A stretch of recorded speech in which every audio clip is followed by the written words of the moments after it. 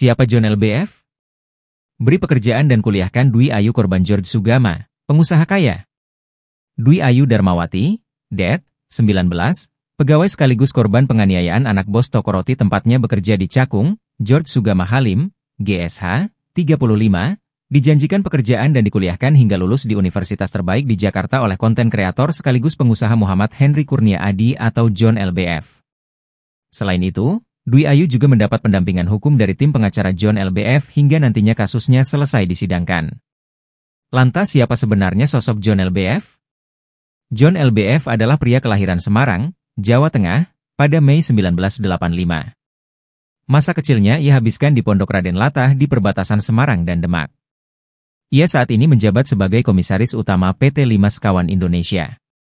Karirnya di dunia bisnis dimulai pada 2018, saat ia mendirikan PT Limas Kawan Indonesia, yang bergerak di bidang jasa pengaturan pelunasan perusahaan.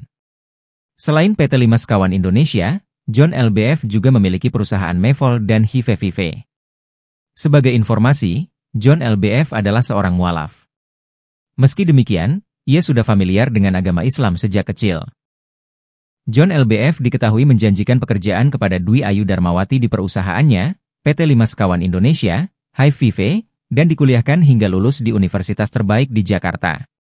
Hal itu disampaikan Dwi Ayu saat dihadirkan dalam rapat dengar pendapat, RDP, di Komisi 3 DPR RI, Komplek Parlemen, Jakarta, Selasa, 17 Desember 2024.